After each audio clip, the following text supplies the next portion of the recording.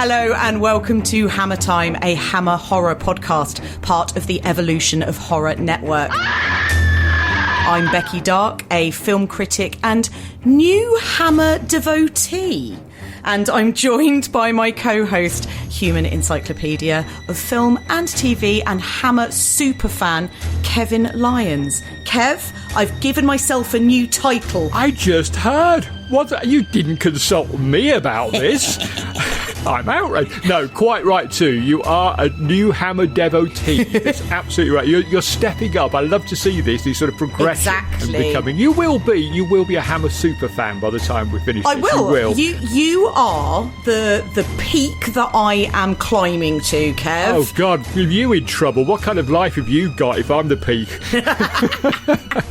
In this podcast, Kevin and I are watching and discussing every horror film in Hammer's back catalogue. And this week, we're back with the nefarious Baron as Peter Cushing returns in The Evil of Frankenstein from 1964. The evil of a man who created a monster by crude surgery. Our Hammer Time discussions are all spoilerific and we go into plot details and chat about the endings of the films. So if you'd like to watch The Evil of Frankenstein before you listen to this episode, you can pick this one up pretty easily on DVD and Blu-ray. So, Kev, hi, how are you? Yeah, The Evil of Frankenstein. Yeah. I'm sorry, Hammer lovers, and I'm sorry, Evil of Frankenstein fans. I don't like it much. Oh, no! It's not one I particularly enjoy. If I was going to go back tonight and watch any of Hammer's Frankenstein films, this and Horror of Frankenstein would be right at the bottom of my choices. But this one's got Peter Cushing in it. You love Peter Cushing. It's got Peter Cushing in it, and he is, of course, magnificent. We shall talk about him later. I think he's a bit let down by the script, which I think is a major liability on this film. Weirdly, I watched it again last night, because obviously I'm very diligent, and even the ones I don't like, I watched the night before. And I actually lowered it a star on my letterbox rating. It's one of those... It's one of those films, the more I come back to it, the less I find to enjoy in it, which is really, really weird. So I'm hoping never to have to watch it again so that it doesn't drop down any further. It stays where it is now, yeah. Yeah, otherwise I should end up really resenting it, and I don't want to do that with any film with Peter Cushing in it. So, God, that is savage. I mean, I didn't love it, but sure. I didn't dislike it. So we will come on to discuss. But before that, Kev, would you mind just sort of updating us after Curse of Frankenstein in 1957 and Revenge of Frankenstein in 1958? Obviously, we've jumped forward quite a few years. Yep. We're in 1964, so it's been 6 years since we had a Frankenstein picture. So where are we now, as a refresher, where are we now in the world of Frankenstein? Well... This is one of the things that is going to be confusing, isn't it? This is where it's going to get so confusing, because we're sort of back at the start again. Yeah. When we last saw the good Baron, he'd got a new body. Yep. And he was setting himself up in London as a doctor. Forget all that. Forget all that, because all of that is now completely ignored. I think I said right at the start when we were talking about Curse that continuity in the Hammer films, the Frankenstein and the Dracula series in particular, it's a very tenuous thing. Continuity, who's she? Yeah. It's kind of like, in a world now where we kind of live in a world where we've got these very complex, like, multiverse things going on in films, where one film leads to another, which leads to another, which has a side story in another, and all the rest of it. Yeah. Hammer didn't bother with all that. They had, at best, a sort of cursory bit of continuity, but for the most part, they were just like, well, it's a Frankenstein film. Let's make a Frankenstein film. Yeah. Let's not worry about what went before. And what we get here is a complete reboot of the Hammer Frankenstein. This ignores the events of the first two films. We're going to see a monster that we'd never heard of before, which apparently was Frankenstein's first creation. Mm-hmm. And we get no mention whatsoever of the creation that looked like a slightly beaten up Christopher Lee. No. That creation doesn't exist. We're now in a sort of separate universe a separate timeline. Yeah. And as we go along, it's up to you as we go along through the rest of these films to decide which one of the timelines all of this is taking place in. What are we following? Yeah, we go a bit back to the future where we've sort of skewed off on a different... We skewed off. This one does end, we'll talk about the ending when we get to it, but this one does end with something which is kind of carried on in the rest of the films. But then there are other bits of the other films where I think, oh yeah, I can see where this belongs to the first two films. It's very confusing. My advice is, don't worry about it. Just treat each film as an individual film. Thanks, Basil. And just get what you can from it. It's all very confusing. It really is. Anthony Hines, who was the producer and the writer, I'm not sure what his main thinking was. I think one of the ideas was that, if you remember way back again in Curse of Frankenstein, I talked about how Universal had got their lawyers on standby. Yeah. That if they did anything that resembled their 1931 Frankenstein film, they were going to pounce, right? Mm-hmm. Well, since then, things have changed because, obviously, Hammer have been in bed with Universal on and off for a few years, and Universal have seen how much money's coming in. And so they've had a change of heart. Now, if you remember back in Phantom of the Opera, they opened up their back catalogue to Hammer and said, have whatever you want. Mm-hmm. That extended to them saying, well, if you want to make a monster that looks like Boris Karloff, you can. And I think that's what they were trying to do here. It doesn't work for reasons that we'll discuss later. But I think they were thinking, well, this is a good way to restart the whole thing, more in line with the Universal films, perhaps. It wasn't a good idea, because I think Hammer had been leading the way previously. And one of the things I don't like about this film is it feels a bit too retro, and not in a good way. This feels like them looking back at Universal and thinking, we'll do that. Whereas before, they were looking at Universal and thinking, no, that's not what we're going to do. We're going to change the game here and do something completely different. As you said, at the end of Revenge of Frankenstein, the Baron ends up in Harley Street, right? He's seeing all these ladies, as is his wont. We assume he's going to have he's going to set up another sort of nefarious lab or what do you call it, like sort of surgery or something like that. And I really thought, I was like, oh my God, what an amazing line to kind of take this character down. So we've sort of moved away from the big Gothic castles, and now he's in London, right? And yeah, Victorian London. I mean, he's full of, Jack the Ripper. It's full of all that Gothic horror, isn't it? Yeah. And it really felt like, as you say, Hammer are kind of leading the way. They've taken this character of the Baron, of Frankenstein, rather than the creature, and they are following the Baron. And although obviously we do come back to him in this, as you say, he's just completely retrofitted. Yeah. The first two don't seem to have happened. We're being told things that really don't kind of gel with what we've already seen, which, fine, but it's fine. Yeah, I don't have a problem with them having done it. It's just, I know a lot of people, I think nowadays, particularly when continuity is much more adhered to, might find this a bit of a shock. Yeah, definitely. And your point around, sort of the big sort of comic book multiverses and things like that, these long rolling franchises, is, we've all got access to watch them time and time and time again.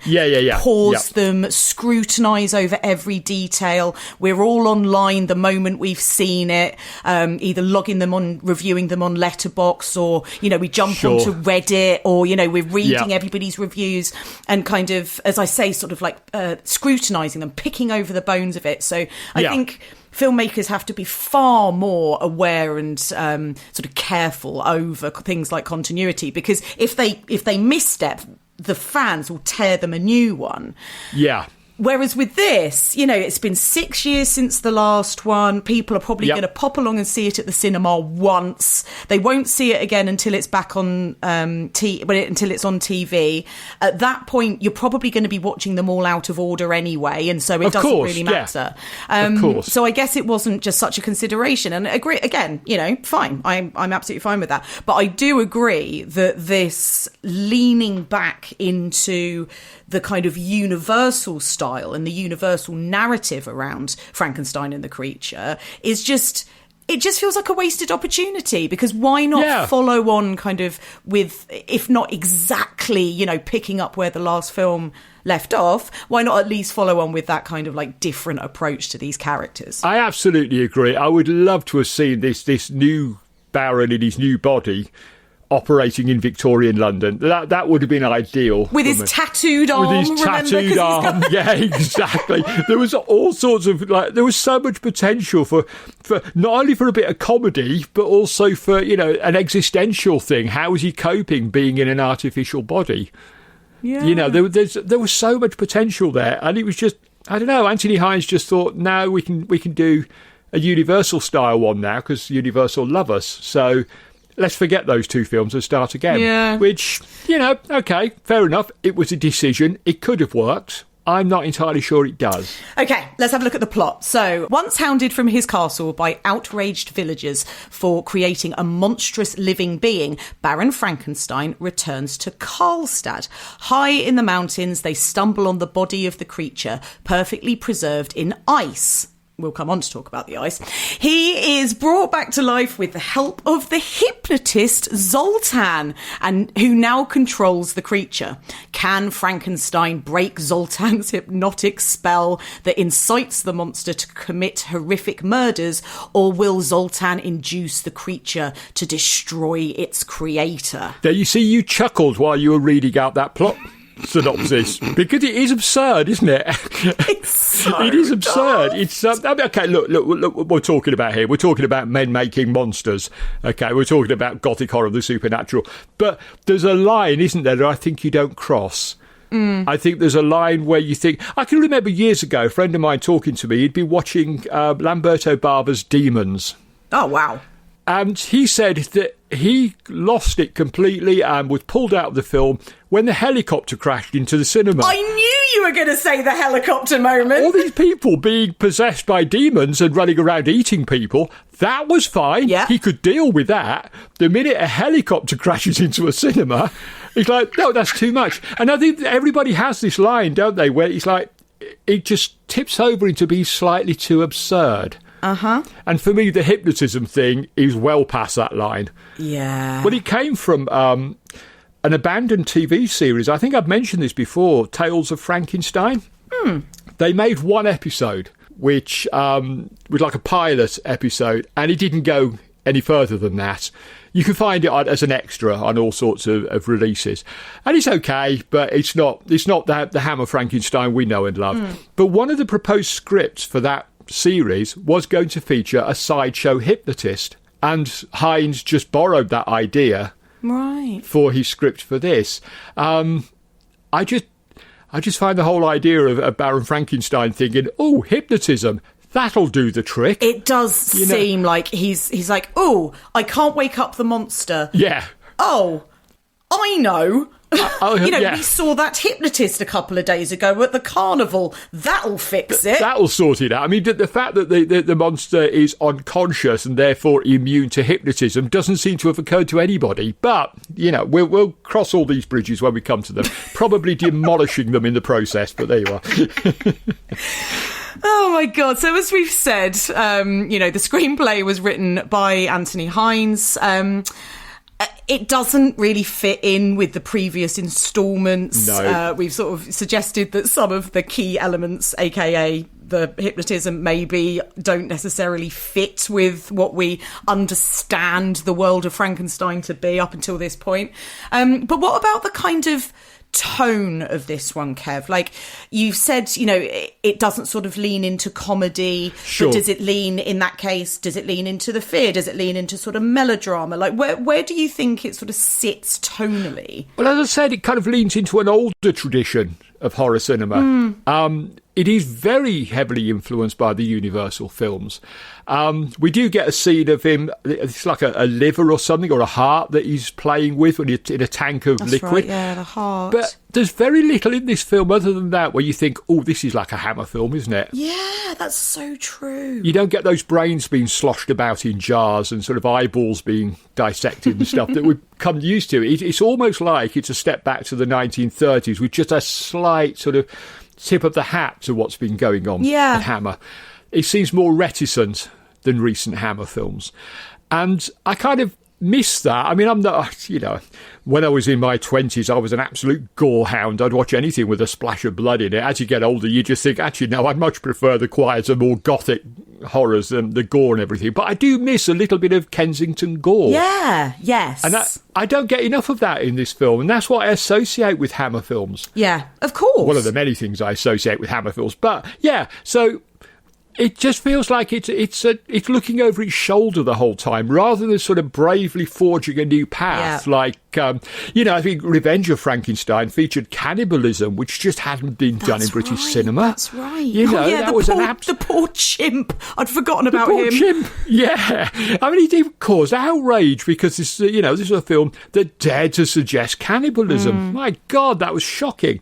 There's nothing in this film, I don't think, that would have caused anybody too much trouble. In fact, I'm not sure the censors were even that bothered by this one.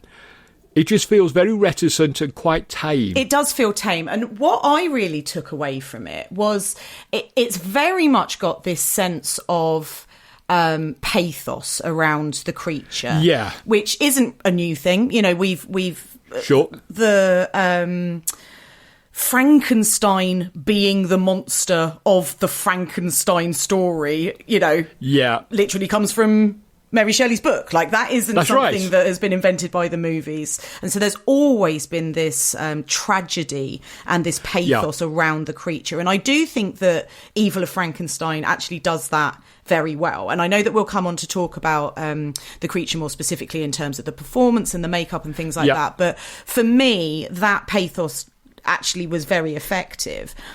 And what it also does is it introduces this this character of, what's her name? Oh, well, this is a good question. You're going to talk about the deaf mute girl, yeah? Yeah. Is she actually named in the version that we see? Right. No, because she is named in another version, and I will talk about that right at the end.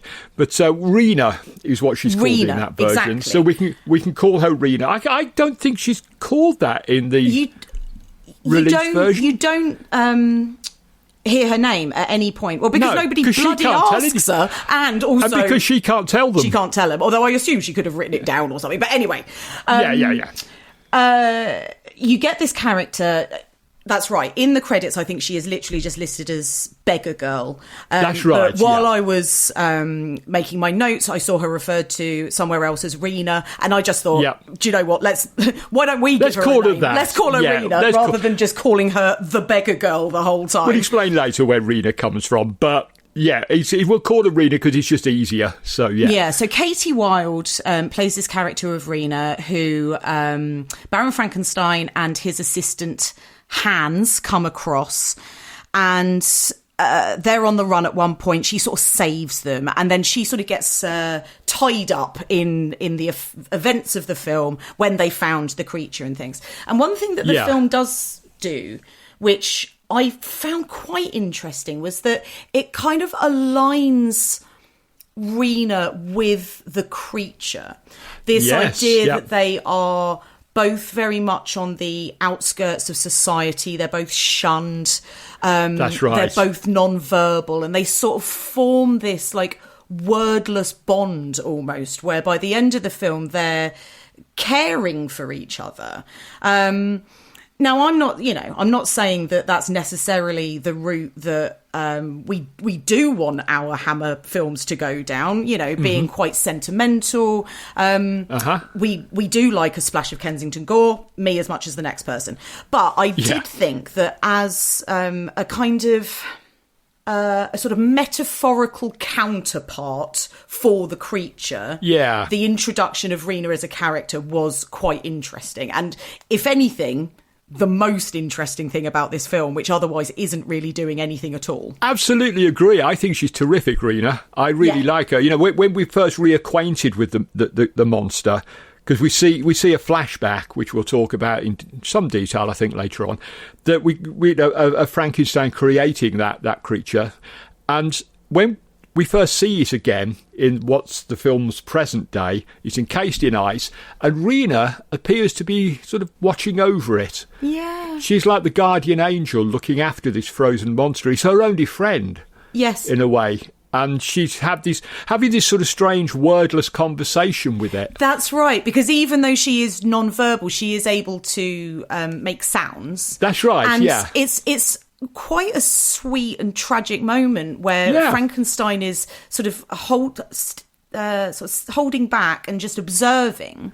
Yeah. And she's just sort of like chatting away to the creature frozen in this ice, and God, my heart. I know, it is a lovely little scene actually. It's so well played because she's not saying anything we can understand. No.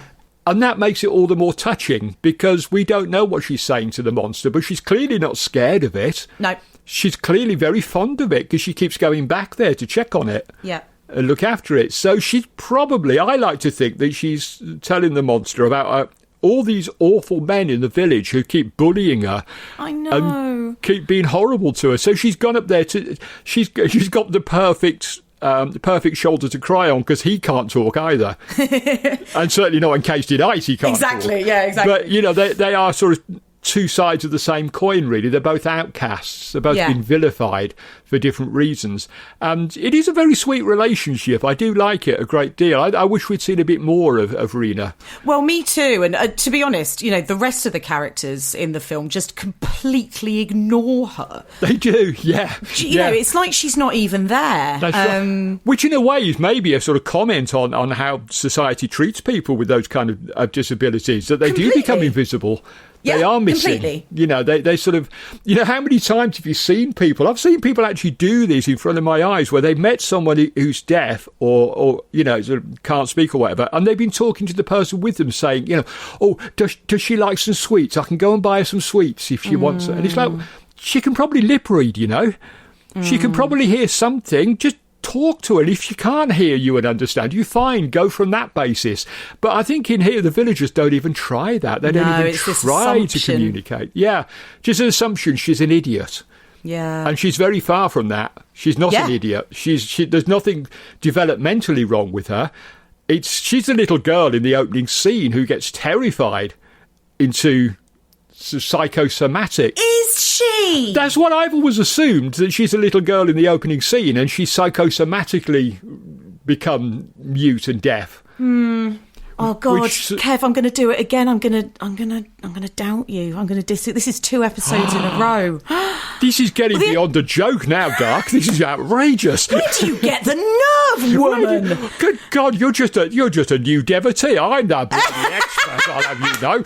Know your place. No, the reason being is because when she flees the cabin, it's because the guy at the beginning has stolen the body that Frankenstein then takes the heart out of. Right. So that's all just current events, I think. I'm not so sure. I'm not so sure. Maybe you could be right. And I know that the version we're going to talk about later really muddies the water with that particular one, where it ends up that Rena's got 2 different sets of parents in that version. But it's like, it is all very confusing. It is all very confusing. All right, well, we won't linger on it. It doesn't matter particularly. It doesn't. But my point is that she's not developmentally disadvantaged. She's got a perfectly good brain on her, as any sort of, you know, beggar girl would have at that period. She's no genius. She's not going to, you know, she's not going to make some great scientific discovery, but she is a, you know, street smart young girl who knows what she wants out of life. But because she can't communicate with people, they just assume she's an idiot. And they treat her like one, and they treat her abysmally throughout, just like they did with the monster. The monster they kill because they're terrified of it. Yep. And I suspect, in a way, they're a little bit terrified of Rena because they don't understand her. So the BFI have just done, they're running a course for disabled filmmakers. Okay. And they asked me to go in and do a kind of short history of disability representation in horror. Okay, nice. So within that, I did, I sort of covered like mobility issues, sensory issues like blindness and deafness, kind of chronic diseases, that kind of thing.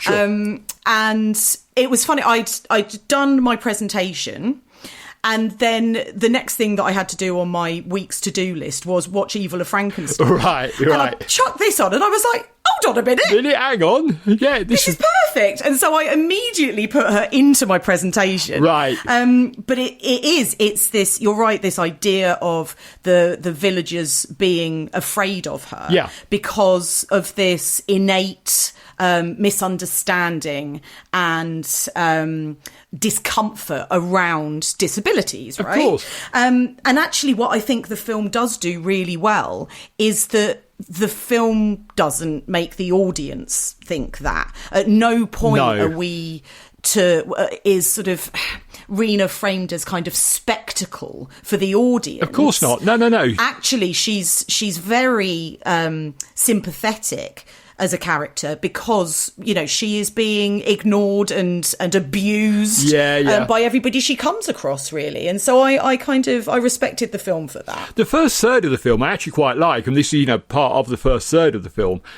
For me, it gets slightly derailed once Zoltan turns up, but we'll talk about that later. But that first third, I think Anthony Hines is trying to do something around superstition and fear. Interesting, yeah. It was originally called Fear of Frankenstein when it was being written. And I think he was trying to do this thing that, you know, this is what people are like. Anything that's different. Yeah. And it's not just, you know, people in cast that in 18, whatever it is he's meant to be in. It's people today. Yeah. Anything that's different, anything that's out of the ordinary. And, you know, we've seen things like the Children of the Damned and Village of the Damned films where that was about, you know, fear of these creatures that are different to us. Mm-hmm. So we have to destroy them. We have to kill them, even though they've got no power to actually take over the world, which is what they're worrying about. And I think that's what he's trying to do here. He's trying to say, look, there are people in the world who are different to us, and we're horrible to them. Unfortunately, he doesn't sustain it right through the film. No, and also a couple of points, and I don't hate this, but at a couple of points he has Frankenstein like literally just telling us that is what the tone and the theme of the film is, right? Because Frankenstein throughout this film seems to have this misjudged persecution complex. Oh God, he's so whiny in this film. He's so whiny, but at one point he does say literally the theme of the film, which is they'll destroy anything they don't understand. That's right. You know, it's like get that sledgehammer out, Anthony. It's over the head with us, just in case we're too stupid to understand what's going on. And I really don't like that. I don't like that in any film, to be honest. I like them to put the theme of the film out there, and if I spot it, I feel really good. Mm-hmm. If I have to have it pointed out to me and to explained, I feel like a bit of a thickie. Yeah. And you know what I mean? It's like, Anthony, I do get it. I'm not that stupid, honestly. And I sort of like almost, and I try not to, but I almost get personally offended when they do things like that. Like, don't treat me like a fool, all right? And the audiences are not idiots. We know, we can understand these things. Exactly. Trust your audience, you know. Well over 100 years of cinema now. We know how film works. We know how to read films. We know what's going on, you know. But yeah, you're right. He does actually literally. He couldn't have spelled it out more if he had got out a sort of, you know, 1800s overhead projector or something and given us a slideshow with it, you know. Freddie Francis is in the director's chair again after helming a couple of the black and white thrillers. So how does he do with gothic horror, do we think? Not terribly well. Yeah. So is this where you're... Because I know... When we first met Freddie Francis in our journey, I remember you saying that, you know, some of his stuff you're not a particular fan of, but those couple of black and white thrillers you think that he does really well, and I have to agree. Yeah. So is this where in his Hammer work your estimation goes down a notch? Most definitely. He never got to grips with the Gothic, and he actually admitted it in interviews later on that he never got on with the Gothic. And I think you can see that in the films that he was making for Hammer. You know, the psychological horrors, much better than the Gothic horrors he was making. There's something, I can't quite put my finger on it, where you can look at Evil of Frankenstein and immediately know this is not a Terence Fisher film. Yeah. There's something about the look of it, the feel of it, the pacing of it, the framing of it. It's very hard to actually sort of put a finger on exactly what it is, but you look at it, you think, no, this isn't Terence Fisher. And I know Hammer couldn't just rely entirely on Terence Fisher. He was busy. I think he was making the horror of it all at this point, so he couldn't come back anyway. But they couldn't just rely on the one director. They had to get other directors in. But I think Francis was not the right man for Gothic. In fact, in some ways, I think his best 60s work was being done over at Amicus. Oh. A year after this, he'd make Dr. Terror's House of Horrors for them, which kickstarts their sort of, horror strand throughout the 60s and 70s. And they were doing very different things. They were all set in the modern day. Yeah. Like the psychological horrors were. And I think Francis sort of, weirdly, although he'd shot The Innocents and done such a brilliant job with that, I don't think he ever got... This is sort of what surprised me. Yeah, he can't bring that, what Jack Clayton was doing there, he can't bring that to his directing work. Yeah. It doesn't feel to me like he has an affinity with the Gothic. And like I say, he admitted that. He just couldn't get his head around the Gothic at all. And I think, the stuff he was making at Amicus, particularly things like The Skull, is far better than any of his Gothics of his Hammer period. It occurred to me when I was watching it last night, and this is probably a very absurd idea, but I do wonder if Hammer had committed fully to the universal homage and actually shot this in black and white. Right. Would it have been a better film? Of course, they were never going to do that because it was a Gothic horror. They were never going to go back to doing, but they never did do full-blown Gothics in black and white. They were certainly not going to start doing that here. They were reintroducing Frankenstein. They were not going to get experimental with it. But I am toying with the idea of turning the colour off. Maybe watching it one more time just to see if it works a bit better in black and white. Because I think those films he shot in black and white, The Innocents, are the ones he directed in black and white. Brilliant, beautiful films. Honestly, it's weird, isn't it? Because it's almost like he's shooting it in colour, and I think this point of him being a cinematographer actually really lends to this idea that if he was working in black and white around a Gothic, he might have felt more comfortable, he might have been able to light it differently, use that atmosphere that black and white lends to kind of engender the film with a bit more depth, a bit more atmosphere, atmosphere would exactly be nice. With atmosphere, and it's funny that you mentioned that because I was going to say maybe he just, in terms of the meeting of Gothic and colour, he was out of his comfort zone or something. I don't know. He never warmed to it. He never quite got it right, to be honest, and. It is a terrible shame because I think Freddie Francis was capable of doing some really good work. We've seen that already. One of the things that black and white might have inspired him to do, and there are fans of this film, there are fans of every Hammer film. When we get to 1970, 71, when I'm having proper foaming at the mouth experience, there will be a lot of people who come on and say, oh, but I like that film. And that's perfectly fine. That's great. That's lovely. But there are fans of this film, and I know one of the things they get very annoyed about with people like me coming along is moaning about the makeup effects.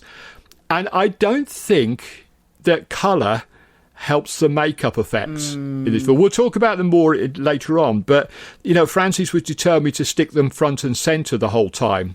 Rather than keeping it in the shadows. I think if he was shooting in black and white, he would have thought, this monster looks a lot better in the inky darkness of shadows than he does out in sort of, full Eastman colour. That's such a good point. And I think he may have made a slightly different set of decisions when it came to showing the monster, which would have improved the film. Because I don't dislike this film particularly, but I did think that the makeup was rather janky. But we'll come on to it. Whoa, boy, are we going to come on to that? Oh, yeah. Sorry, Evil of Frankenstein sorry, fans. Guys. Now might be a good time to go away and come back next week. Something else. It's not going to get any better, I promise you. I will say, though, that there are a couple of scenes that I do think are really well directed. And you've mentioned one in passing already, and this is the flashback sequence that we get. So Frankenstein and his assistant Hans have been sort of holed up, doing bits of experiments, getting hearts out of dead bodies, reanimating them, etc. But a local priest bursts in, catches them at it, calls them all sorts of names, and chews the scenery terribly and outrageously. I kind of loved it. And Hans is like, come on, Frankenstein, we have to get out of here. And so they go back to Karlstad. And when they get there, the lab, Frankenstein's old lab, is all smashed up. there is an effigy of him, like, hung from the ceiling, which is, I mean, imagine walking into a room and seeing that. That is quite the thing. And Hans says to him, what happened, right? Tell me what happened here and why you had to leave, why you were sort of run out of town. And then we get this flashback. And I personally thought this was really, really well done because it's... Yes, I'd agree. It has a complete lack of dialogue, which is lovely. Yep. And what it basically takes us through is the classic Frankenstein movie reanimation sequence. Yes. The lab looks really good. It's got lots of kind of... everything we've come to expect. Bubbling liquids, flashing lights, sort of like the lab looks really, really good. So again, it does. Production design, the set dressing, especially for this sequence, is superb. I love that there isn't a word uttered throughout this entire sequence. And so we are just observing, and you've got Don Banks's music for the film scoring this section, which is stunning. Oh, it's amazing. We've heard it from him before, of course. He did Captain Clegg and Nightmare. Right. Both excellent scores. So, this was a man who knew what he was doing. Definitely. And knew how to score these kind of sequences. Yeah. So, I mean, I just thought that this particularly, imagine how many Frankenstein reanimation sequences we've all seen by this point, right? Yeah. It's an absolute sort of staple for any of these films. It is, yeah. And I couldn't tear my eyes away. I thought it was so good. I have to hand it to Francis. This sequence is fantastic. It is brilliant. It's by far the best part of the film, I think. I think so. I think one of the problems for me, it does feel like it's been edited in from a better film. Do you know what I mean? It's like almost like a short film that they made and we'll stick this in here, because it feels so much better than everything else that's going on around it. It does stick out. And there's a really stylish entry into this flashback, which I think is very clever. We see a close-up of Frankenstein's face and the camera sort of pans or tracks towards him, goes over his shoulder and literally behind him where his past is. Literally. Yes. And I thought that was a very clever... You see, hidden away amongst all the things that are wrong with this film, there are actually some really clever moments in both the script and the direction. Yeah. Yeah, it's just unfortunately the bad stuff tends to hammer the good stuff. But this one sequence, it is well worth seeing this film just for that one sequence alone, I think. Definitely. And, you get Peter Cushing having a bit of a showcase here, don't you? Because he's not saying anything. It's all done with that incredible physical acting that he does, and he's on his own.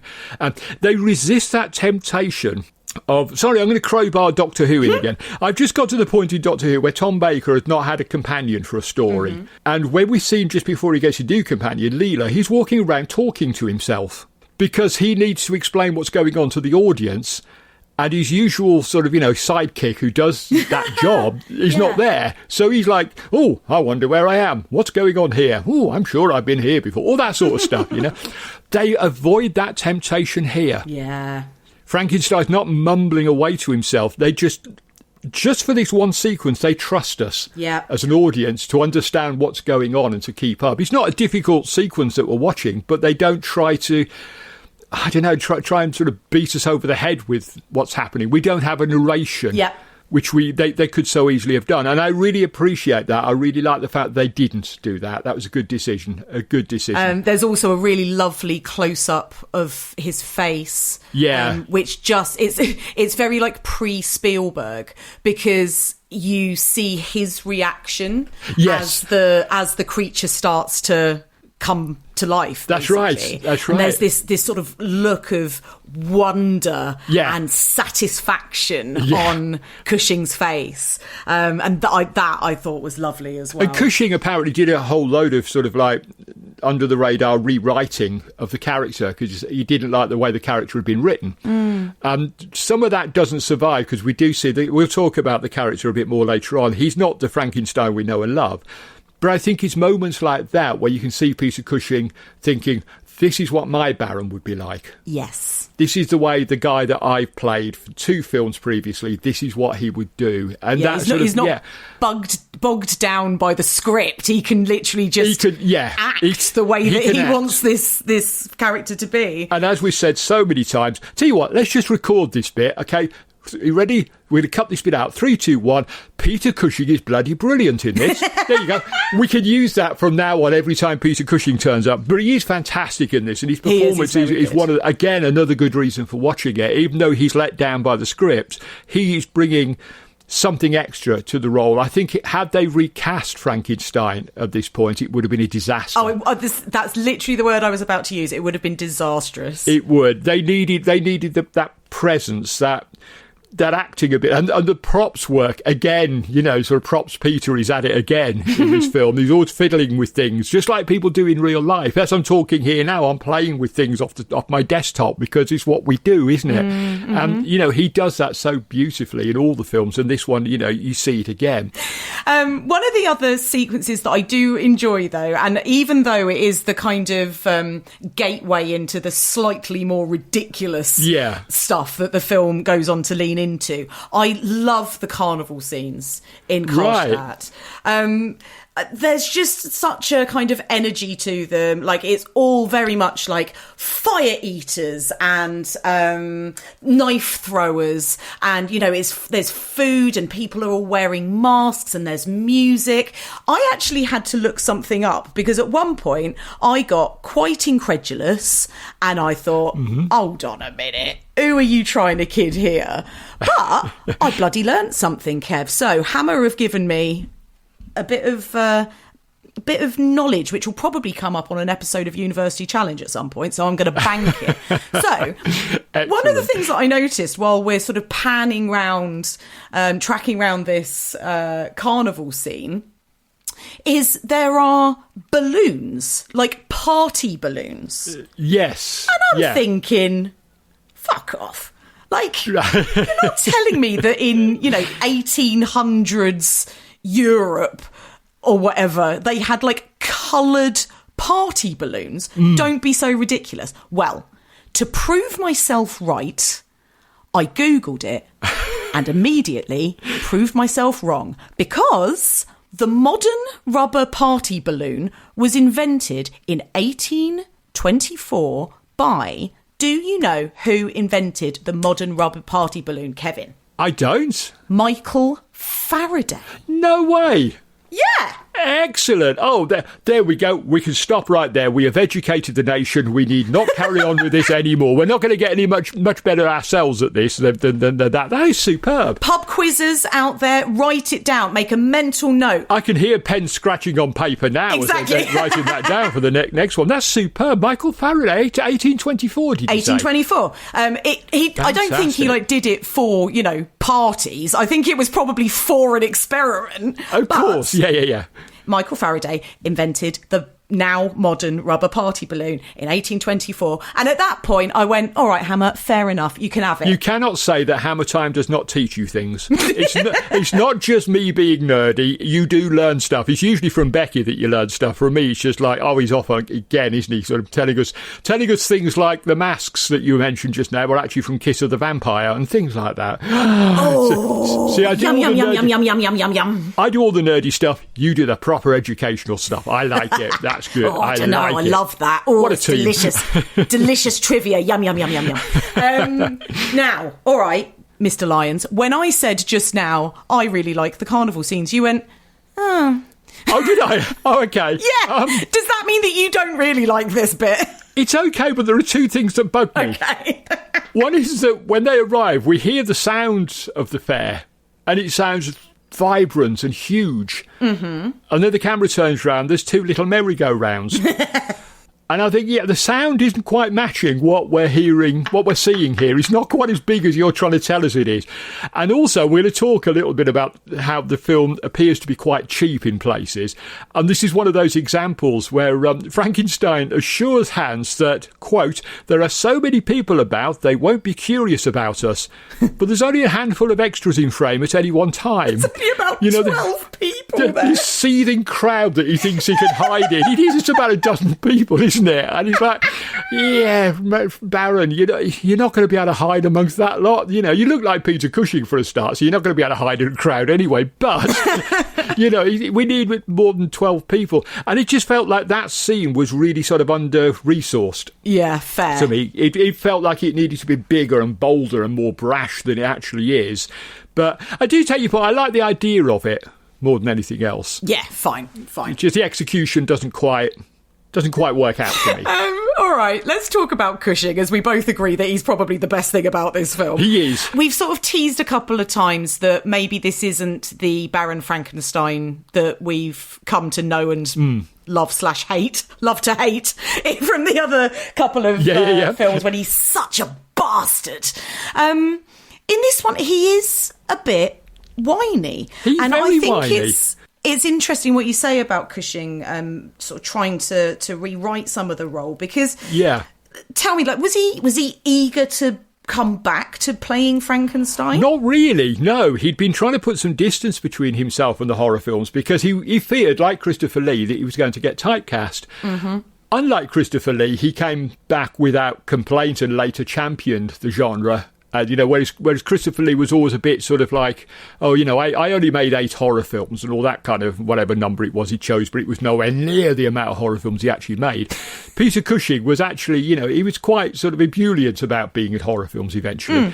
But I think, at this point he wanted to break away, and I can understand that. He'd just got this newfound fame on the big screen and he wanted to try different things.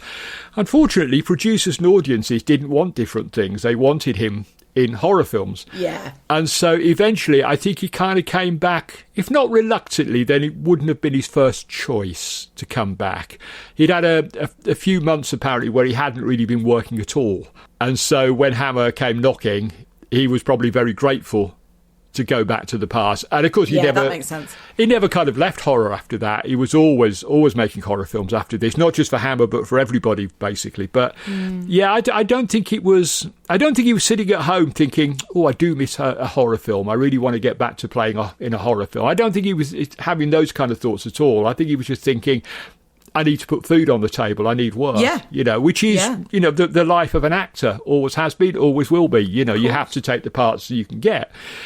So I don't think it was a deliberate choice on his part. And I know that he was a little dismayed with the way Frankenstein was being presented. Like we both said, he's a bit whiny. He's that thing at the beginning, near the beginning of the film. Why can't they leave me alone? Oh, God. He's like a sort of 14-year-old boy, isn't he? His mum's trying to pester him to do, tidy up his bedroom. Why can't you leave me alone? I think if this had been our introduction to the character, as an audience, we could buy that a little bit more. Right. And I know that it's, a reboot or whatever you want to call it. Yeah. And the events of the first couple of films that we've seen him in aren't supposed to have happened. But the reason they can't leave you alone, Baron Frankenstein, is because of the absolutely monstrous, inhuman shit that you've been doing. Yeah. So when he is sort of going, oh, woe is me, can't they leave me alone so I can do my work? They just don't understand. It's like, well, actually, the film is called The Evil of Frankenstein. That's right, not the whining of Frankenstein. Is I don't think that this film shows us his evil enough to make him that sort of like really satisfying villain that we, as I say, love to hate. But at the same time, we've still got that in our minds. And so when he's moaning about being persecuted, it's like, well, you should be run out of town, mate, actually. So to be honest, there are sort of hints here and there of the arrogance of old. The way he treats the waiter at the inn. Oh, God! He's a horrible man in that scene. And there's a terrifically funny moment, isn't there, when he's gone to the Burgermasters and he's trying to escape because the police have turned up. And he very briefly turns into James Bond. he spots, Karen Gardner, who's playing the burgomaster's, I don't know if it's his wife or he's a bit on the side, I'm not sure, but she's in bed looking all sort of horrified, and he leaps out the window on a sort of makeshift rope that he's made out of bedding with just a quick over his shoulder to her, goodbye, as he leaps out the window, and you expect dun dun dun dun dun dun at this point, but he's like he's turned into a Bond film for a second, which is really weird. But later on, or is it earlier, in fact, he's the same woman. He's sort of like, she's screaming in the other room and he just shouts at her, just shut up, woman, or something like that. So that arrogance is still there. But we keep being sidetracked by, first of all, he's whining us. The why can't they leave me alone? Which, in fairness, is nicely echoed later on by Zoltan. When Frankenstein turns up at his like caravan or whatever he's got at the carnival and knocks on his door, and Zoltan says, why can't you leave me alone? Yeah. Thinking it's the police. So that's a nice little bit of writing there, but he still comes across as very whiny, and possibly worse still, he's become a terrible materialist. He's more interested in getting his possessions back than actually doing science. So true. He's just obsessed with this ring and, the people wearing his clothes. The original Baron Frankenstein from the Hammer films would have just gone, well, whatever. I can afford to buy new ones, whatever. Don't worry about it. And just get on with the science, because that's what his obsession was. Yeah. Here he completely sidetracked for part of the film by trying to get his bloody possessions back, which doesn't feel...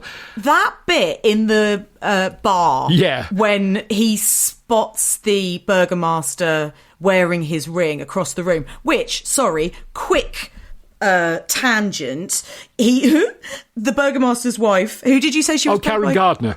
Not to objectify Carol, but she has got a set on her. Let's just put it that way. And we see a lot more of them than we do in most other Hammer films at the time. Don't we just? Because the thing that I noticed was, it's like it. Again, call out to our sister podcast. It is like watching a carry-on film, because from across the tavern, the burgomaster puts his arm around his wife/mistress to sort of give her a bit of a caress on the bosom. And that is how the ring, which is quite large, is visible to Frankenstein from across the bar. Yeah. I tell you what we didn't need. We didn't need the camera going in so close and lingering so long on this woman's cleavage. That's right. Because she's got an extremely low-cut dress on, and she's, as I say, she's got these amazing knockers. And Becky, I couldn't possibly do this bit, don't you? I'm just going to sit back and let you carry on, because there's no way. Quite right. That's why I'm saying. Yeah, I had got notes, but I hadn't used the word knockers. I think we were recording Fresh Blood yesterday, and Countess Dracula came up because it's just been added to one of the streaming services, and Brad was talking about it, and he referred to it as, Becky, you'll like this one. It's a Hammer film. It's all tits and candles.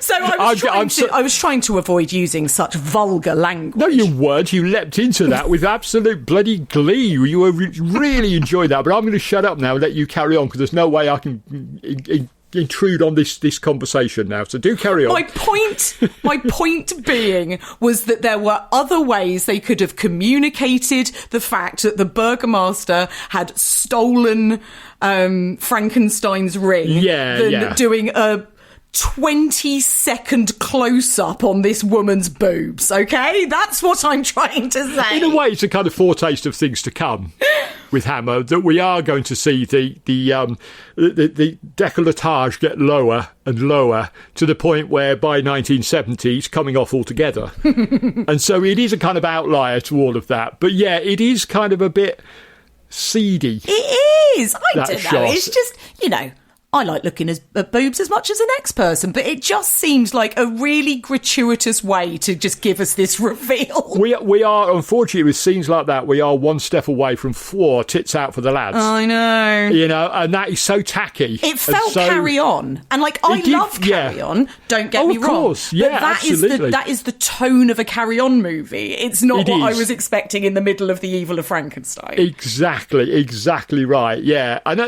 again, it's one of those sort of weird weird tonal things in the film that sort of, it just doesn't work. So it weird. just doesn't work. I mean, Anyway. what were you thinking? Well, I was going to say, what were you thinking, Freddie? But it's obvious what he was thinking. It's obvious what he was thinking, I think. Back to my original point that I tangent off of, is that Frankenstein in this has zero chill. And I think that this is where this point that you're making about his priorities really kind of comes to the forefront, because he knows that he has to keep a low profile. He is on the run. He has returns to a place that he has already been ran out of once. Yes. And yet, when he spies this ring across the room, rather than quietly seething to himself and going back to his lab to plot his revenge or just forgetting about it entirely and sort of shrugging it off, he leaps up from the table, makes a complete scene, screams across the tavern at this bloke, "That's my ring, you're a thief, police." And I'm just thinking, hold on a minute. You don't want the police. You don't want the police getting involved with what you're doing. This is only seconds, remember, after he said there are so many people about, they won't be curious about us. So I'll tell you what, to remedy that, I'm just going to have a hissy fit in the middle of the pub. You know, it's like, Baron, what are you thinking, mate? What are you thinking? Bizarre. And I do like what you just said there, that I think it would have worked better if he'd just sort of glared at the Burgermeister, gone back to the lab and plotted his revenge, so that when the monster kills the Burgermaster later on, he steals everything back.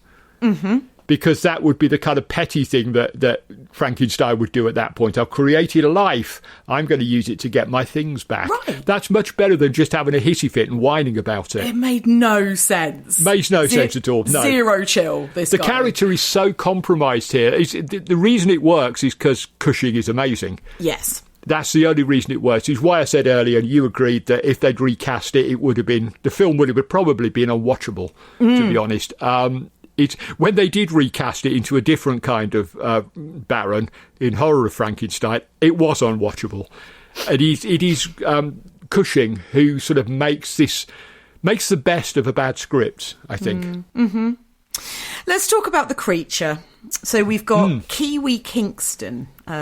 Firstly, what a handle. What an incredible name. Well, it's because he was a New Zealander. Okay. So, of course, he was known as Kiwi. He was probably in the army at some point. And, so in the army, every Scotsman is Jock, every Irishman is Paddy, every New Zealander is Kiwi. That's just, how it is. And it's a former wrestler. Oh. Which might not surprise anybody, because he's a big old unit, isn't he? He's a, a sizable guy. But I think even Freddie Francis admitted later on, his acting left a bit to be desired. Oh. I think he did his best under very difficult circumstances. But the problem is that this monster, for me, is a bit of a hulking brute. We even get a scene of him crashing through the Burgomaster's window, like from The Mummy, where he's kind of... And in The Mummy, it sort of had purpose to show... Yeah, but don't forget, Kev, he's been hypnotised. He's been hypnotised. This is very true. To be fair, he was sort of wandering about like he'd been hypnotised before he was hypnotised. But, and he's like, I don't know. We will talk about the makeup in a second, which I think even Christopher Lee would have battled with, the makeup, to be honest. But there are just odd decisions made on the part of the monster in this film. The real one that bugs me more than anything else, quite apart from the fact that he's just a hulking brute, is this bizarre idea it's a script full of bonkers ideas, full of crackpot notions like hypnotism and all the rest of it. And then to cap it all, near the end, the monster gets drunk. Yeah. The monster hits the bottle and starts smashing things up. And you say, well, hang on a minute, what are you doing now? What's the point of this? Is this meant to be comedy? I don't get it. And it just, again, like everything else in the scripts, the script kind of sells the monster short a little bit. Yeah. It makes him a laughing stock at the end when he shouldn't have been. He should have been more... They should have played up the sympathy angle, I think. Yeah. I don't know. I sort of agree and disagree with that, because I think if the monster, out off of his own volition, had sniffed out a bottle of brandy to get himself drunk and make himself feel better, I would have been 100% on board with what you're saying. Yeah. But it's Rena, who takes him a bottle because he's distraught, he's in pain, he's sort of clutching his head.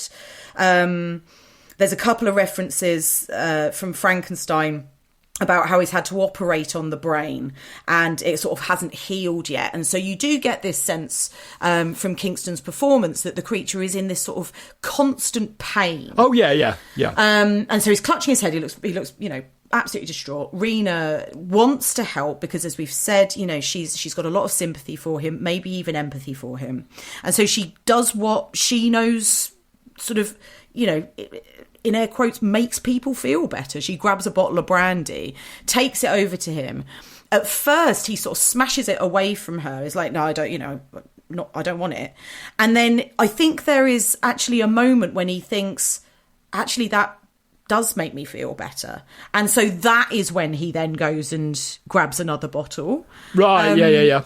So I don't know. Look, the monster getting drunk in a Frankenstein film is a pretty shit idea. I'm on board with that. But I don't think it is completely misplayed in the film. If you're going to have it, it kind of works for me. I just think sometimes with monsters that really the best cure for them, for everything they're going through, is just a hug. Oh, if Rena had just given him a hug and just showed him some love, just showed him some affection that he'd never felt before, I think that would have been a really powerful moment. And that would have cemented their bond. Yeah, you're so right. Oh, God. Just give the guy a hug, just hold his hand. That's all he needs. He needs to be loved and appreciated just like the rest of us do. And actually, do you know what? That would have been so much more powerful. It would.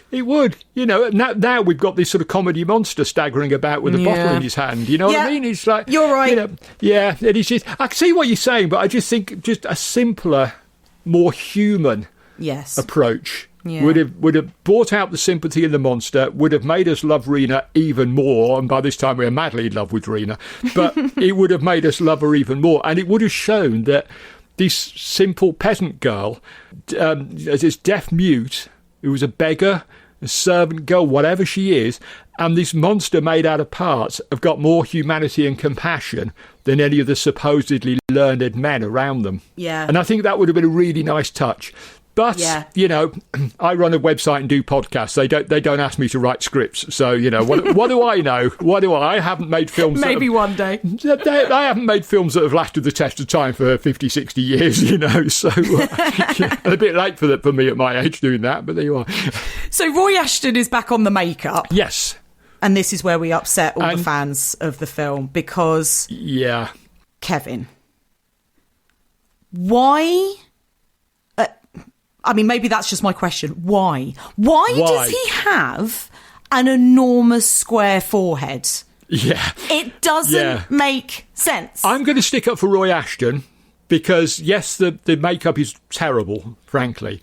But I don't know how much of it was his fault. Apparently Hines and other Hammer bigwigs could never quite make up their mind what they wanted the monster to look like. I think his only brief was, we can make it look a bit like... Boris Karloff. And in the end, it doesn't look like Boris Karloff at all. It looks like a man with a shoebox on his forehead. Oh, honestly. Or it looks like Crichton from Red Dwarf, but not as good. Yeah, just there's my episodic crowbarring of Red Dwarf into our conversation. Oh, I will never argue about putting crowbarring Red Dwarf into anything. So yeah, that's right. But yeah, he does. He looks like Crichton, but with his face covered with porridge or something. It's weird. Oh, I know. And it's like. Apparently, this was design number 112 that they chose. Apparently, he did something like 120 designs for this, and time was running out. Yeah. They had to be on the studio floor by a certain time, because obviously, Hammer with this well-oiled machine at this point, and even a week's delay would have had a knock-on effect to future productions, which were in pre-production at that time. So... they sort of chose this thing. And then I just think Hammer kind of shortchanged him, quite literally. I don't think they gave him enough money. Right. They certainly didn't give him enough time, and they certainly disrespected him. He went away for a break, just went off, whatever he was doing. And when he came back, he'd made this sort of clay maquette of the head of design number 112. Yeah. And that was what he was going to base the makeup on. When he got back, he found there was a large gouge in the forehead.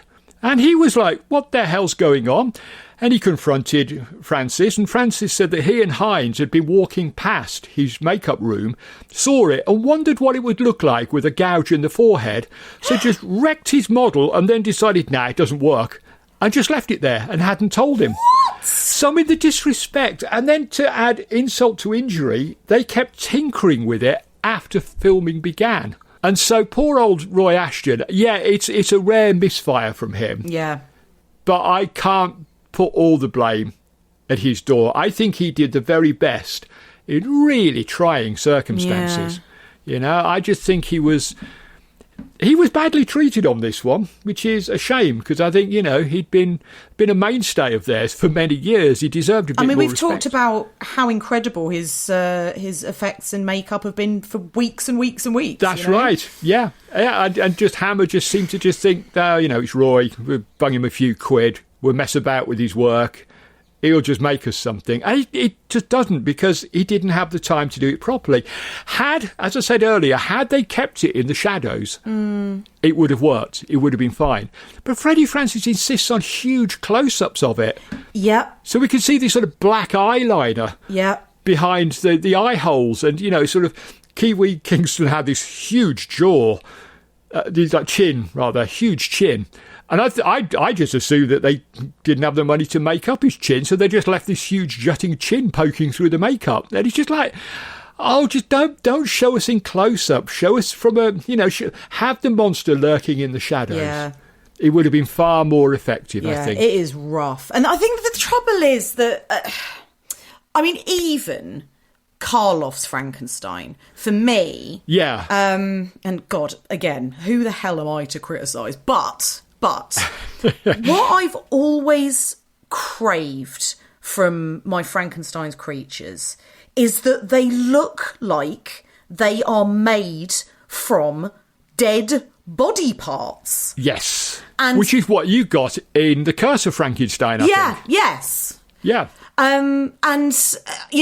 I'm not the hugest fan of Kenneth Branagh's Mary Shelley's Frankenstein, right, but I do think that at least Robert De Niro looks like he's made from dead people. Oh, yes. And yeah. I honestly, before The Evil of Frankenstein, and again, I'm sorry to fans of the film, but I don't think I've ever seen a creature who has looked less like it is just made from body parts. It looks like a very tall, very large man in a mask.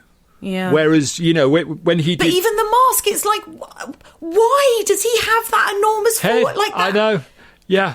There was probably some reasoning for it that they were thinking. What human skull has ever looked like that? Exactly. And if there was a reason for it, Frankenstein should possibly have told us. Right. He's telling us everything else. Hans should have said, what the hell's the matter with his head? And Frankenstein would have said, oh, yes, that was because I did this, that, or the other. Just let us know. It would have been nice and simple and easy. I've had to reinforce the skull. Like, literally, that's all he had to say. Whatever his other talents were, Frankenstein was not a plastic surgeon, was he? I mean, you wouldn't go to the Baron and say, I want to look like that, thank you very much. No. And it's a very odd design. It just doesn't really work for me. And the only other design I think that didn't really work for me, and again, I'm going to come back to, is Horror of Frankenstein. But that's better. Because I've seen Horror of Frankenstein, and I think that is better. Like I say, this is the worst one I've seen. Oh, it is. And when you look at what Roy Ashton did on Curse of Frankenstein, which is a work of genius. It's one of the reviews, wasn't it? He said it looked like a car crash victim. Yeah. And it does look like it's been pieced together. And because it was layers of makeup rather than a kind of, one big facial fitting, Christopher Lee was able to act behind it. Right. Yeah, I think that is crucial, isn't it? That is crucial. Christopher Lee could use his eyes to sell the pain and the loneliness of this creature. Poor old Kiwi Kingston, who was not the world's greatest actor, he couldn't do that because this makeup made him so immobile. He looks more like a zombie than a Frankenstein monster. Yeah, it's not good. It's not good. It's not good. It's not good. What about the rest of the cast? We keep mentioning her, so can we please talk about Katie Wilde as Rena? Oh, yes. Isn't she great? She is so great. I love it. She's really affecting. She's the emotional core of the film. 100%. You kind of want to scoop her up and take her away to a better life, don't you? Yeah, kind of thing. big You poor time. kid, you're just having this awful life. Just, I'll go and set you up with a flat somewhere. No strings attached, just genuinely doing a nice thing. Go and set you up with a flat and you can have your own nice life and you don't have to sort of wallow around in the mud being victimised by these arseholes anymore. Yeah. She sells that so well that she's so lovable. She's got a very, very expressive face, these very delicate features.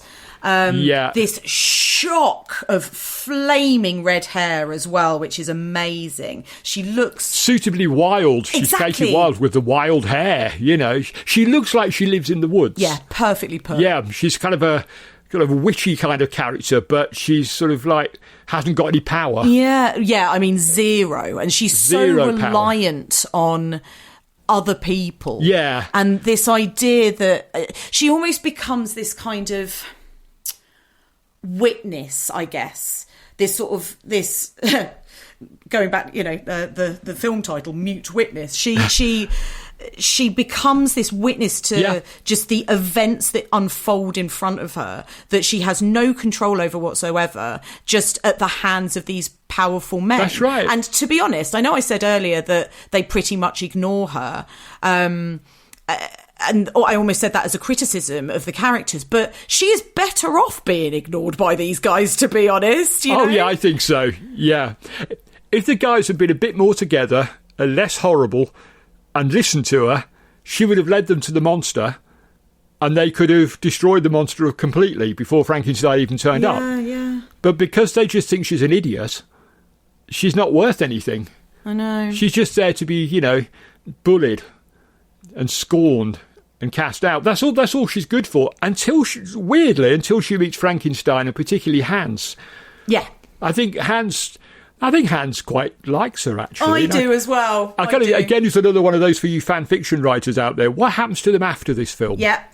I'd like to think that, even if it's not a full-on relationship, I'd like to think that Hans would be a decent fellow and do that thing. I'll get you out of here. I'll get you an education.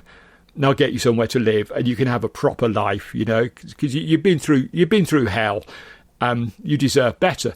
So I kind of like that. I like her relationship with the monster very much. Me too. Which is why I think her giving him a hug at the end would have been absolutely perfect. Yeah, I completely agree. To show the monster the only love he's ever felt, and possibly to get the first hug she's ever had, but from a monster. God, Kevin, stop! Come on, you've got to hire me filmmakers. I can write these scripts. I can make Becky cry. Look, this is brilliant, But wouldn't that have just been the perfect sort of, not quite ending, because we know the monster has to die. We know that.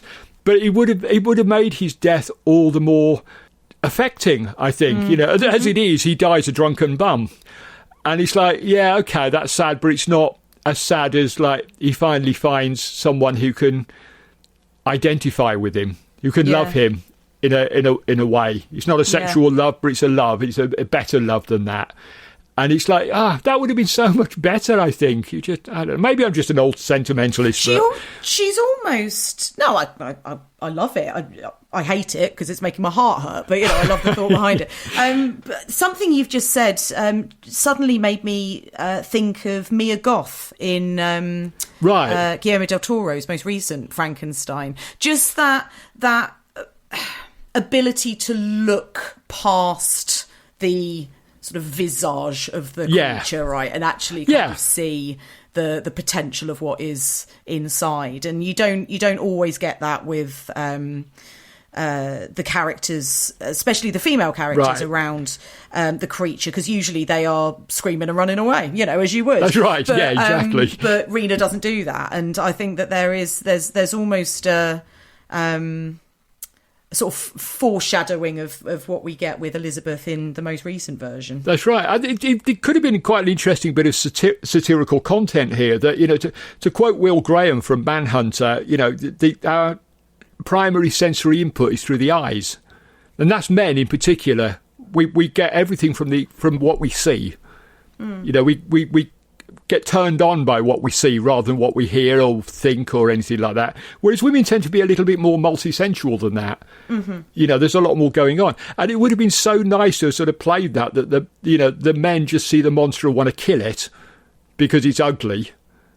And she sees something else in him. And maybe because, there is this aspect to her character that she does have this sort of sensory disability, right? So yeah, and absolutely not kind of leaning into she's deaf, so she's got super powered eyes or anything, right? But sure, a bit subtler, what you're saying, that actually that it just sort of heightens her empathy, I suppose, Yes, definitely. She's the only person in it until the very end when Hans suddenly becomes more empathetic that has any empathy. Oh, God, yeah, big time. Everybody else is pretty horrible. Even the burgomaster and whatever relationship he has with that woman, it feels slightly abusive and icky to me. David Hutchison plays the burgomaster, and I think he's great, really good, because what you really get is this idea of him being this sort of preening, arrogant, a little bit... just very self-serving, right? And I guess that I don't really know what a burgomaster is, but is it a kind of sort of magistrate's sort of position? I think it's kind of a cross between a magistrate and a mayor sort of thing. Right. Sort of got a bit of powers of both, but not quite as powerful as both. So, he's classic politician, isn't he? Yeah, pretty much. Yeah, pretty much. And he is. He plays that really well, but I like to think that Karen Gardner's character, who I think doesn't get a name, he's actually just there thinking, I'll take you for everything you've got, now I'm off. As soon as I find someone much nicer than you, I'm going, but you'll do for now, just while I can sort of, have a bit of a nicer life, and then I'm going to bugger off. And you wouldn't blame her, would you? No, absolutely you wouldn't. But everything feels exploitative and sort of, just a little bit abusive, perhaps. But I don't know, Rena doesn't. Rena is so innocent. Yeah. Her love feels very genuine. Yep. For the monster. She really does care about that monster. The only person in the film who actually does. Frankenstein doesn't care. Oh, God, of course not. He's just, it's just his ego. He was very happy to see it born, but again, like his previous experiments, once it's been born, he's not that bothered about it. And in fact, what does happen, and this will sort of take us nicely into talking about Peter Woodthorpe as Zoltan. Yeah. What does happen is, in fact, his Frankenstein's ongoing interest in the creature seems to come in this one from a place of kind of jealousy, because Zoltan has the power over the monster through this hypnosis, and what actually Frankenstein's interest seems to be is just getting that power back. It feels to me like he's a bit of a scorned boyfriend. Who's left his girlfriend for no particular reason other than he's an arsehole. She's found someone much better, and he's immediately gone, oh, right, I need to get her back. That's what it feels like to me. Like, I've created this monster, now I'm not interested in it anymore. Oh, hang on a minute, someone else has taken an interest. I can't exactly. Have that. It's like, stop playing with my toys. That's right, yeah. And he's just quite horrible, isn't he, Frankenstein? But... in this one, even though this film is called The Evil of Frankenstein, I personally think it should have been called The Evil of Zoltan, because this bloke is a nasty piece of work. He's pretty horrible, isn't he? I mean, Peter Woodthorpe, God bless him, goes right over the top in this. And I kind of find it quite fun. When I was watching it again last night, my previous memory of it is that I didn't enjoy his performance. Kind of do this time. Yeah, he's all right. He's good. It's not great. He does chew the scenery, but it's kind of in a fun way. So he brings a little more life to the film than it had when he's not in it. And I think that slightly more sort of scenery chewing approach to the performance actually kind of fits with this idea of a theatrical hypnotist, right? Yeah, a carnival performer. Yeah. Exactly. Yeah. But Zoltan is just hideous. So basically, he, as we said earlier, Frankenstein goes and asks him to come and hypnotise the creature because Frankenstein can't kind of kickstart its brain. And so now whether it's possible. I don't know anything about hypnotism. I don't think I believe in it. If I do believe in it, it's certainly never worked on me. No, I've tried or had people try to hypnotise me for therapeutic reasons in the past, and it just hasn't worked at all.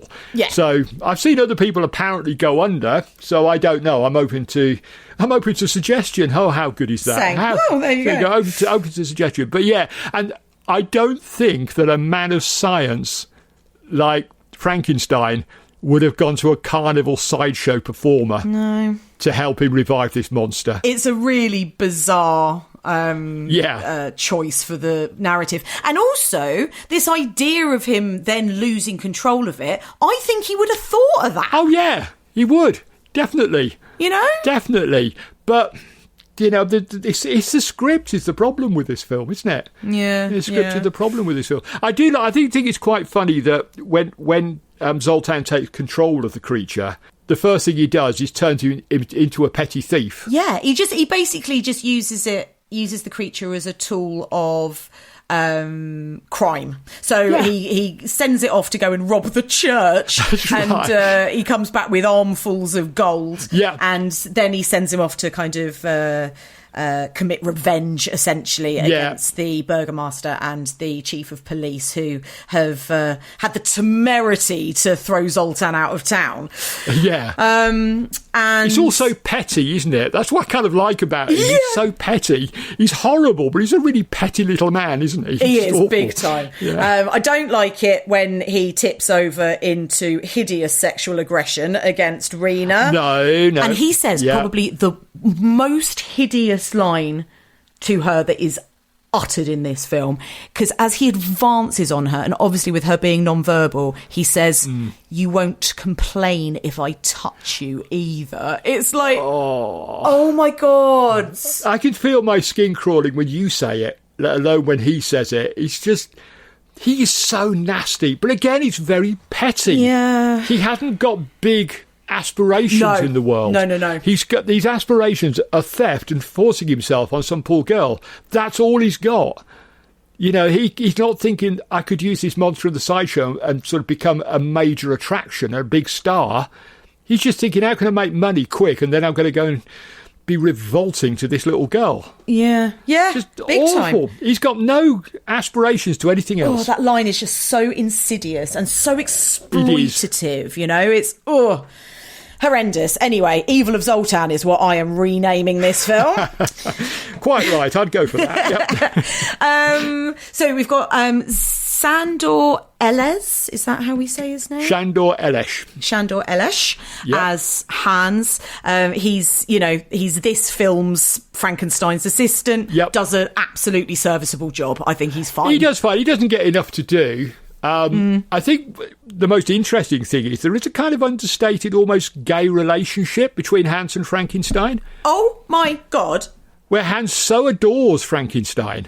He just absolutely idolises him, and it's almost like, you know, sort of, they're meant to be together forever. Kevin, Do you know what I mean? Yes, I do know what you mean. I thought I was going to be like, Kev, what do you think of the queer reading of this film? And you were going to go, well, you always say this, and I didn't really see it, but obviously, like, next time I watch it, I'll keep an eye out. And you fucking spotted it, Kev! 100%. I think, to be fair, it's quite blatant. Yeah. In this. It's muted, but blatant. I think just the way Hans looks at Frankenstein. Big time. There's much more going on than sort of, you know, assistant and mentor role. Yeah, I think that's an interesting sort of thing that's not sort of hammered home.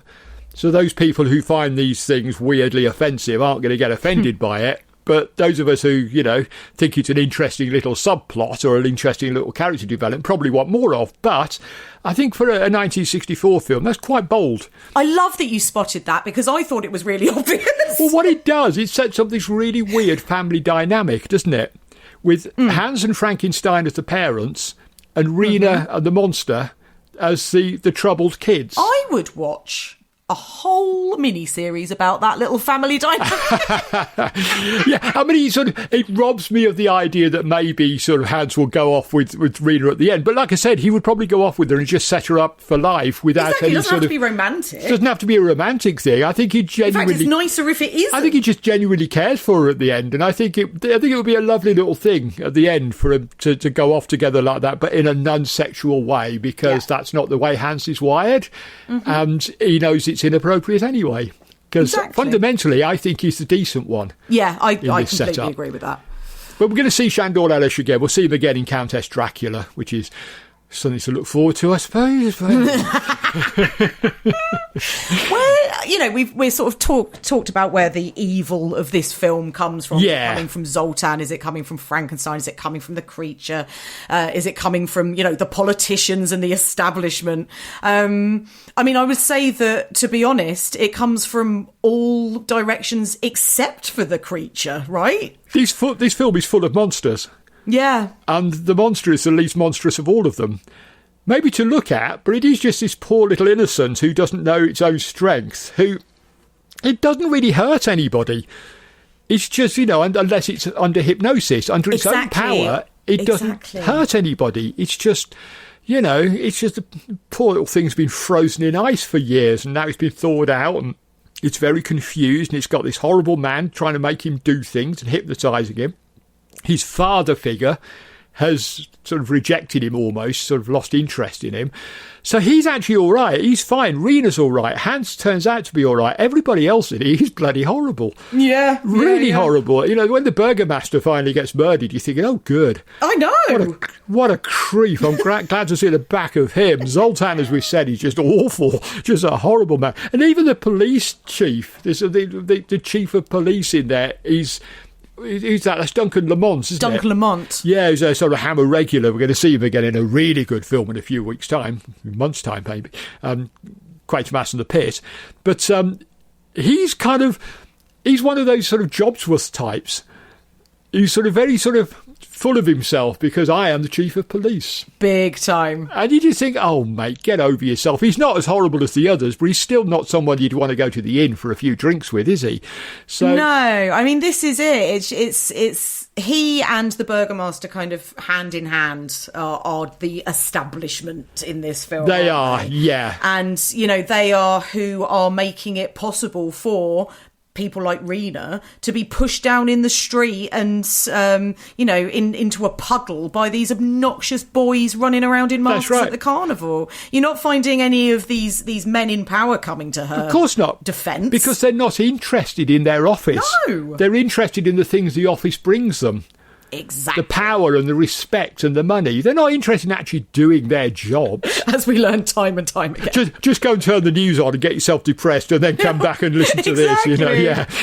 We've talked a couple of times, very briefly, about how Evil of Frankenstein looks. And sometimes it looks really, really great. Yeah. And I would call out, for example, the flashback, the reanimation sequence for that. Sometimes it looks really, really cheap. Oh, yeah.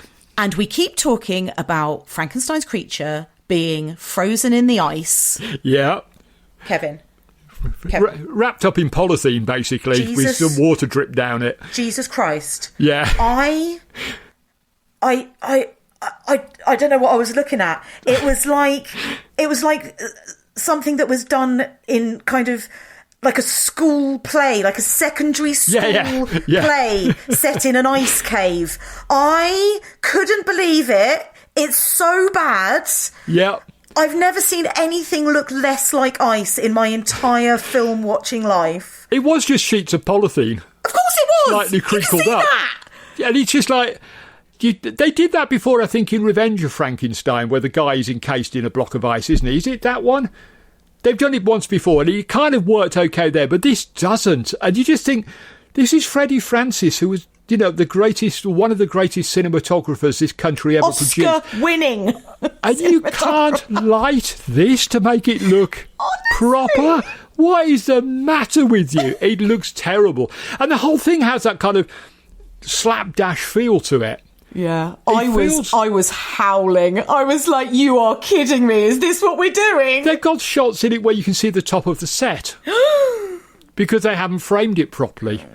And it's got this sort of slapdash feel. It feels for the first time like this was a Hammer film where they just thought, yeah, that'll do. Yeah, it does. It genuinely does feel like it does. It's like, yeah, it's been 6 years. We've got Frankenstein back. We've got Cushing back. What more do they want? Yeah. Well, a better film would be nice. I mean, it gets worse, to be fair. At the end, we get some of the worst back projection ever seen in a British film. Oh my God, where he's racing the cart. Oh dear God. I mean, I've been working my way recently through some of the Bond films, or all the Bond films, and some of those early ones have got some very dodgy back projection when they're driving cars. I will take that any day over this, where it's got fringing on it, where, so the green screen effect doesn't quite work. And poor old Peter Cushing is trying so hard to sell this illusion. He's working double plus overtime, and it just doesn't work at all. It's awful. It's absolutely bloody terrible. So ropey.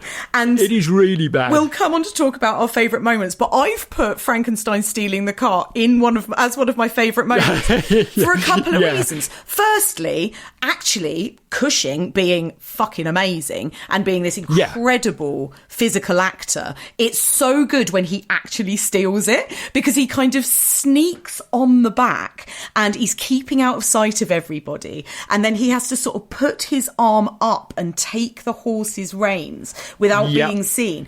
And then there's almost a really lovely kind of Invisible Man moment when the cart starts moving on its own, and people sort of double take at it, like what's going on, and then obviously Frankenstein pulls himself up and sort of the horses and he rushes off. But the other reason I love it is because once he's racing it along, chasing people and trying to get back to his lab, it looks so shit. Yes. I couldn't help laughing. It's so bad. It's so bad it pulls you out of the film, doesn't it? Big time. At a crucial moment, we're almost at the climax, and all of a sudden you just think, no, that's it, I'm out. Well, and Frank, Cushing is up there, and he's literally stood on this thing. And he's got the reins in hand, and he's sort of riding it like a badass. Yeah. And then it's all completely undermined by how bad that back projection Cushing is entirely blameless in this sequence. He's giving it 110%. He's really going for it in that scene. But it's just laughable. I can't imagine what went through his head when he saw that being projected. Was he sitting there with his head in his hands thinking, I've come back to Hammer and this is what they've done to me? What? It's shockingly bad. Shockingly bad. It's some of the worst back projection I've ever seen. It's really so awful. Bad. And yet, Universal sunk a bit of money into this film. Where the hell did he go? It's not on the screen. It's not in the ice effects, I can tell you that. No, it's not. It's not in the ice effects. It's not in the makeup. It's not in the back projection. So where the hell did it go? Yeah. So, it's a shame. It really is. It's the shoddiest looking Gothic we've seen so far. Well, maybe all of that extra money went into the remarkable pyrotechnics and explosion effects at the end of the film, Kev. Maybe. I'm not entirely convinced by the model shot itself, when we see it occasionally. And we're going to see it again in the next film, which we'll announce in a moment, but I think people probably know where we're going anyway. A much, much better film, it has to be said. I'm so excited. We do see that model again. It's not entirely convincing, but I do like the big old explosion at the end. It is genuinely really good. So obviously... It is really good. We've had... you've written in your notes here, and I love it, where you say fire bingo. Fire bingo. Because we're ticking that. We've got our little bingo card, haven't we? And we haven't had Michael Ripper for a few weeks. We need to have him back so we can tick him off. I don't think Peter Cushing does a Cushing finger in this one. I'm not sure he does. I can't remember seeing him do it, which perhaps sort of shows how distracted he was from the, by the script. But anyway, the fire, again, is a callback to Universal. Mm-hmm. We don't quite get the torch-wielding mob. We get something a bit more updated, a bloody great explosion. Yeah. Which is rather nice. But this actually sort of muddies the waters a bit with the continuity again. Okay, go on. Because in future Frankenstein films, spoiler alert, Frankenstein's hands have been ruined in a fire. Right. So it's very possible that the other films in the series are meant to be follow-ups to this film, because this is where his hands get damaged. Yeah. But... his character keeps changing from one film to the next, so he kind of throws you out a little bit again. So it's not quite... It's not quite there, but they made an effort. We do see, him struggling with his hands. He needs more assistance as time goes on. What do you think Frankenstein is trying to do at the end of the film when he sort of follows the creature back into the fire? What do you think his motivation is there? Because Hans and Rena are trying to get Frankenstein to leave with them, right? Because they escape the castle before the big explosion. And Frankenstein basically says to them, go on without me. Yeah. And turns back and kind of goes after the creature into the fire. So what, I'd like to think, although I don't buy it, that he's finally feeling a bit of guilt and responsibility for the creature. I'm not sure he actually is. Yeah. The other thing is, if we see this as an entirely standalone film, which the burned hands kind of ruins a little bit, but if we see it as a standalone film, maybe he's just gone completely mad at the end. Yeah. Maybe the experiences have driven him completely over the edge, and he's become that sort of godlike thing in his head, that I have created life, I can save it. So he goes back in to try and save his creation because he's already lost it once and he's not that interested in it, but he doesn't want to lose it again because, it's like, that's just the way he is. But it's really difficult to actually quite pin down what he's trying to do at the end of the film. I suspect that, for all my fancy theorising, that the truth is that they just thought, well, we're going to have an explosion, let's send Frankenstein in as well. Yeah. And there was nothing more to it than that. It was just a mechanics of the script. Yeah. More than anything else. I think, given how shoddy some of the rest of the script is, I do suspect that maybe that was what it was. It's just like, right, we're going to blow the castle up because we can. We've got the monster in there. Let's put Frankenstein in case, Peter doesn't want to come back from it. So he's like, yeah, we could just solve all our problems with that. All a bit more mercenary. It doesn't work. It doesn't work, really. The ending should have been more emotional than it is. Yeah, I agree with that, definitely. But the explosion is very cool. It is. But it kind of gets slightly undermined by Hans then spelling out the plot again. Oh, don't, Kevin, don't. They finally destroyed him or whatever it was, And they finally beat him. It's they finally beat him. And then the credits roll. It's like, yeah, all right. Yeah, we're one step ahead of you, Hans. It's like, honestly, we're brighter than you lot think we are. But I know, that was such a groan moment. It was, wasn't it? Yeah. It's making me more angry as we're going through this, to be honest. I probably better not watch it again, or it will go down to 1 star on Letterboxd. But let's do some favourite moments, if you have any. I will start. So I've already talked about Frankenstein stealing the car. I think it's so good. Cushing at his best. Yeah. Shame about the back projection, although it did make me laugh. Yeah. You've mentioned one of them, which is the Burgermeister's lady in bed. Yeah. And honestly, it is the moment that the bed moves for me.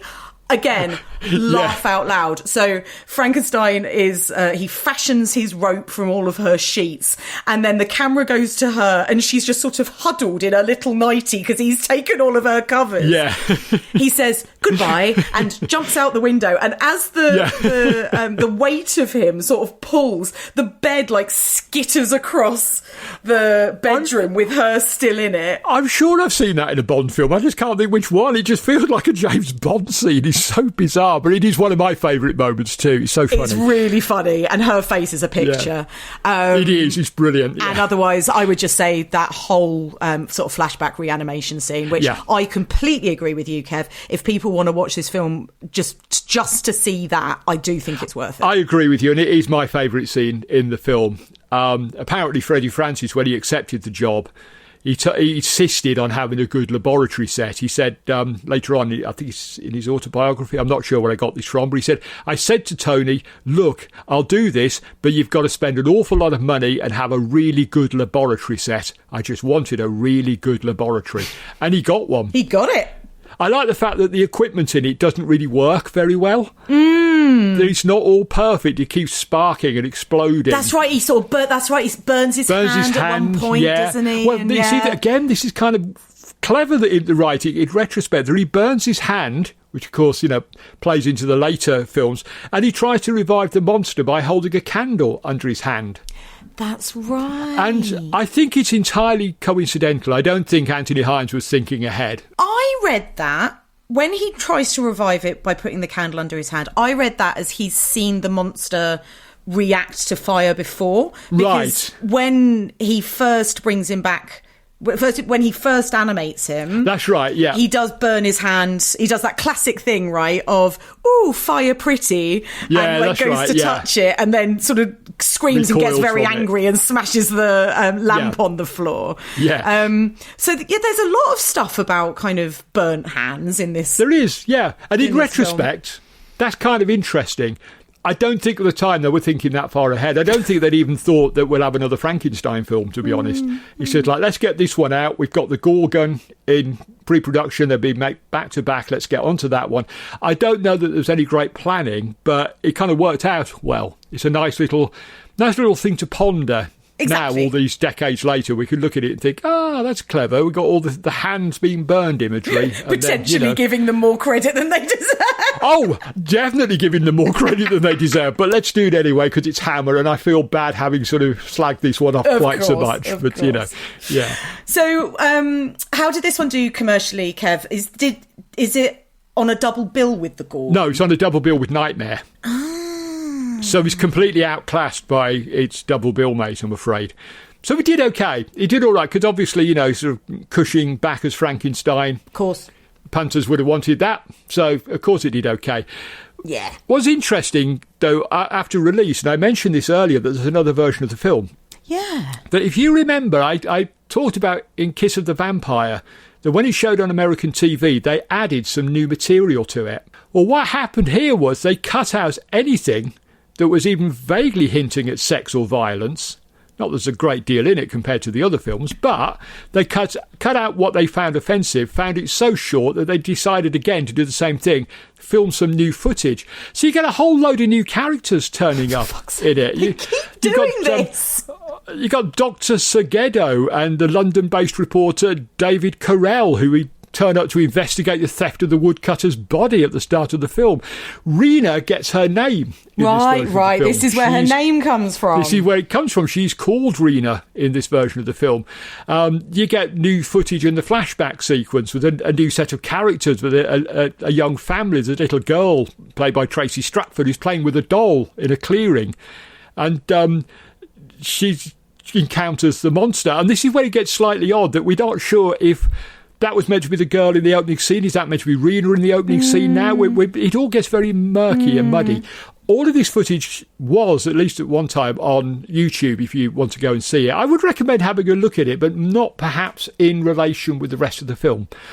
But so there was this other version floating around for a while. And maybe that's where we've got this idea that people call her Rena because a lot of American writers would have seen it on TV, Right. remembered her as Rena, and then that's become, they've written about it, they've written reviews, they've blogged about it, and then everybody else has assumed that she's called Rena, though I'm pretty sure That's so she's not interesting. named in the actual proper version of the film at all.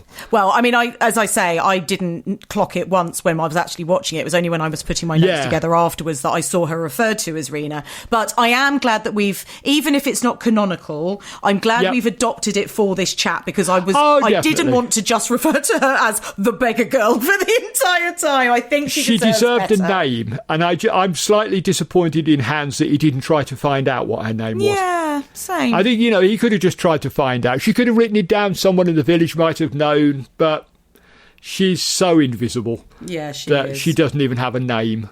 It's so sad, isn't it? Well, that's all right. We've called her Rena, so... We have, and we will continue to call her Rena. Yes, definitely. Come on then, Grumpy Guts. Where you putting it? Well, elite, upper, middle or lower? I'm putting it at the lowest edge of middle. Okay. Simply for the flashback sequence. Ah, okay. Oh, and for Cushing, of course. Cushing and the flashback, and particularly Cushing in the flashback, goes a long way to restoring my faith in the film. Unfortunately, it is then entirely undone by all the other nonsense going on. So I'm going to put it in lower middle. Okay. And it can thank me for it, frankly. It can thank me for it. Oh. Oh, I love it. I love that we've got more of this to come. That's just so fun. Oh, boy. Just you wait. We've only got a few more months, and you can just stay at home, frankly, and I'm just going to do the whole thing of just me ranting for hours on end. Well, I am putting Evil of Frankenstein in middle, but not lower middle, just middle. I think it's just middle. I think okay. it's perfectly fine, actually. Right. I think that it's really silly, and it looks pretty shit in places.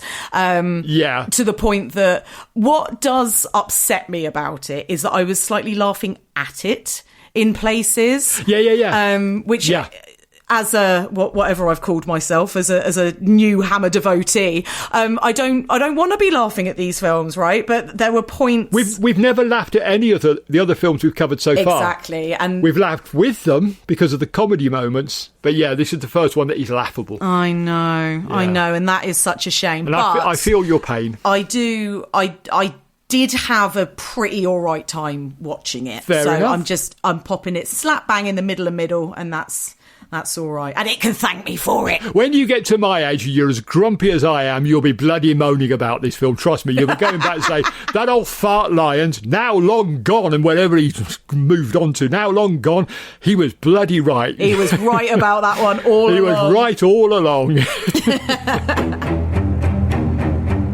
Thanks for listening to Hammer Time. We'll be back next week with Terence Fisher directing one of the most iconic female monsters of all time, the Gorgon from 1964.